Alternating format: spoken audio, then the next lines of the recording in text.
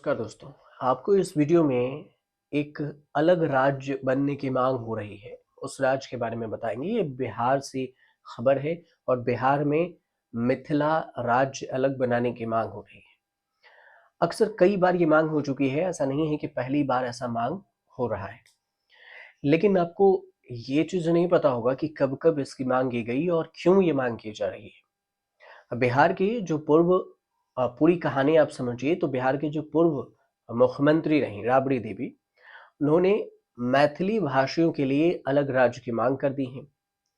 बिहार विधान परिषद में नेता प्रतिपक्ष हैं राबड़ी देवी और सदन में ये मांग उठा दी। राबड़ी देवी ने 2018 में भी अलग मिथिलांचल राज्य की मांग उठा चुकी है। उन्होंने ये मांग ऐसे वक्त में उठाई है जब केंद्र सरकार ने हाल ही में मैथिली भाषा में संविधान का अनुवाद करवाया है और माना जा रहा है कि केंद्र की काट करने के लिए राबड़ी देवी ने ये मांग उठाई है। राबड़ी देवी ने मांग की है कि मैथिली भाषियों के लिए अलग मिथिलांचल बनाया जाना चाहिए। लेकिन क्या ये इतना आसान है, ये भी समझिए। बिहार के 38 में से 26 जिलों में लगभग 4 करोड़ लोग हैं जो मैथिली भाषा बोलते हैं। बिहार के अलावा झारखंड और नेपाल के कुछ हिस्सों में भी मैथिली बोली जाती है। मैथिली भाषा को 2003 में संविधान की 8वीं अनुसूची में शामिल किया गया था। 8वीं अनुसूची में 22 भाषाएं हैं। मैथिली भाषाओं से अलग मिथिलांचल की मांग सदियों से हो रही है। 25 नवंबर को ही दिल्ली के जंतर मंतर पर मिथिलांचल की मांग को लेकर एक बड़ा प्रदर्शन भी हुआ था। ये प्रदर्शन अखिल भारतीय मिथिला राज्य समिति संघर्ष समिति की ओर से किया गया था। अब मिथिलांचल की मांग कब से चली आ रही है, ये भी समझिए। ये बहुत पुरानी है। 1902 में जब ब्रिटिश इंडिया के सरकारी अधिकारी जॉर्ज ग्रेयरसन ने भाषाओं पर आधारित एक सर्वे किया था, तो इस सर्वे में मिथिला के लिए अलग नक्शा बनाया गया था। उसके बाद 1912 में जब बंगाल के प्रेसिडेंसी से अलग बिहार को बनाया गया, तो इस सर्वे के आधार पर मैथिली बोलने वालों ने मिथिला राज्य की मांग उठाई। लेकिन अंग्रेजों ने इस मांग को ये कहते हुए खारिज कर दिया कि अगर ऐसा किया गया तो आगे चलकर बिहार और 2 राज्यों में, जैसे उड़ीसा और मिथिला में बढ़ जाएगा। 1921 में दरभंगा की रियासत में महाराजा रामेश्वर सिंह ने एक अलग मिथिला राज्य की मांग उठाई। 1936 में बिहार से अलग उड़ीसा को अलग राज्य बना दिया गया, लेकिन मिथिला की मांग को नजरअंदाज किया गया। अब आई देश की आजादी की बात। 1947 में आजादी मिलने के बाद 1950 से 1956 के बीच में भाषा के आधार पर कई राज्यों का गठन हुआ, लेकिन अलग मिथिला को फिर से अनदेखा किया गया। साल 1952 में डॉक्टर लक्ष्मण झा की अगुवाई में अलग मिथिला राज्य की मांग को लेकर बड़ा आंदोलन चला। मिथिला केसरी नाम से मशहूर बाबू जानकी नंदन सिंह ने भी 1954 में मिथिला की मांग को लेकर कांग्रेस में अपना विरोध प्रदर्शन जताया। 1956 में उन्होंने तत्कालीन प्रधानमंत्री जवाहरलाल नेहरू को मिथिला के लिए कई दस्तावेज भी सौंपे। बात आई 1986 की। तब थी सरकार जनता पार्टी की और सांसद विजय कुमार मिश्रा ने मिथिला राज्य की मांग को लेकर एक बड़ा आंदोलन किया और इस आंदोलन में मुजफ्फरपुर, दरभंगा, सहरसा, भागलपुर, पूर्णिया समेत उत्तर बिहार के कई जिले शामिल थे और इस दौरान 3 दिन तक रेल रोको आंदोलन भी हुआ था। फिर मार्च 1996 में मिथिला राज्य संघर्ष समिति ने भी आंदोलन किया। बात यूं ही टलती गई। बीजेपी जेडीयू के नेता भी इसकी मांग कर चुके हैं। अगर देखा जाए तो साल 2000 की बारी आई है, 20वीं 21वीं सदी में, और यहाँ पर जब बिहार से अलग झारखंड को बनाया गया तो मिथिला राज्य की मांग ने फिर से जोर पकड़ लिया। अगस्त 2004 में बीजेपी नेता ताराकांत झा ने एक प्रेस कॉन्फ्रेंस कर मिथिला राज्य की मांग को लेकर आंदोलन करने को कहा। उन्होंने कहा कि एक हस्ताक्षर अभियान भी शुरू किया जाए। हालांकि बाद में उन्हें बीजेपी से निकाल दिया गया और इस तरह से अब 2008 की बारी आई। जेडीयू के तत्कालीन प्रदेश अध्यक्ष थे श्रवण कुमार ने कहा कि उनकी पार्टी उत्तर बिहार की 18वीं लोकसभा और 108 विधानसभा को मिलाकर मिथिला राज्य बनाने के पक्षधर है। उनका ये भी कहना था कि ये इलाका काफी पिछड़ा है और अलग राज्य बनाकर ही इसका विकास किया जा सकता है। इसके बाद क्रिकेटर से सांसद बने कृति झा आजाद ने भी 2015 में मिथिला राज्य की मांग की। उन्होंने इस मुद्दे को संसद में भी उठाया। 2019 में बीजेपी के 3 नेता गोपाल ठाकुर जो दरभंगा से सांसद हैं, अशोक कुमार मधुबनी से सांसद हैं और संजय सरावगी जो दरभंगा से विधायक हैं, मिथिला राज्य की मांग उठाई।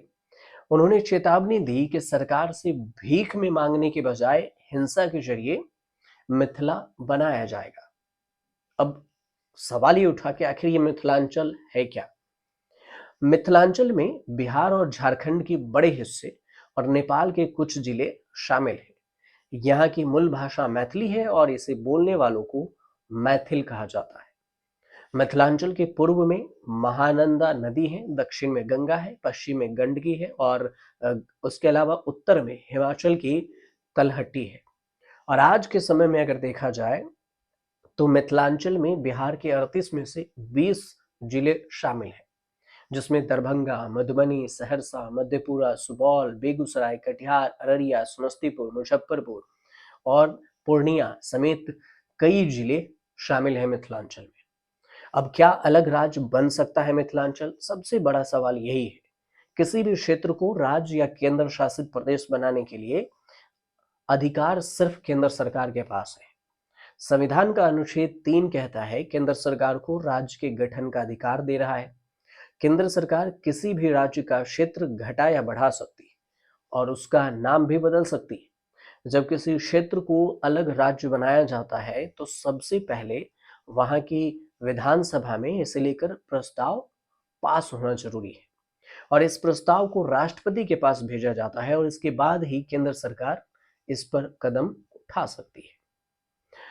अब जब किसी नए राज्य का गठन किया जाता है या फिर नाम बदला जाता है तो उससे जुड़ा बिल भी संसद में लाया जाता है। संसद में आने के बाद राष्ट्रपति प्रभावित राज्यों के पास भेजती है और उनकी राय मांगती है। राज्य को इस बिल पर अपनी राय देने के लिए 6 हफ्ते का समय मिलता है। हालांकि राष्ट्रपति राज्यों की राय मानने के लिए बाध्य नहीं है, अगर वो चाहें तो नहीं भी मांग सकती। तो अब क्या केंद्र सरकार अलग राज्य बनाएगी? अनुच्छेद 3 के तहत राज्य की सीमा और नाम बदलने का अधिकार केंद्र के पास ही होता है। केंद्र सरकार चाहे तो किसी राज्य से उसका कुछ कुछ क्षेत्र जो है अलग कर सकती है। 2 या उससे ज्यादा राज्य के क्षेत्रों को अलग कर एक नया राज्य बना सकती है। किसी राज्य से उसका क्षेत्र अलग कर किसी दूसरे राज्य में मिला सकती है और किसी राज्य की सीमा में बदलाव कर सकती है या फिर किसी राज्य का नाम बदल सकती है। आजादी के बाद देखा जाए तो 1956 में राज्य पुनर्गठन कानून बना। उससे 14 राज्य और 6 केंद्र शासित प्रदेश बने थे।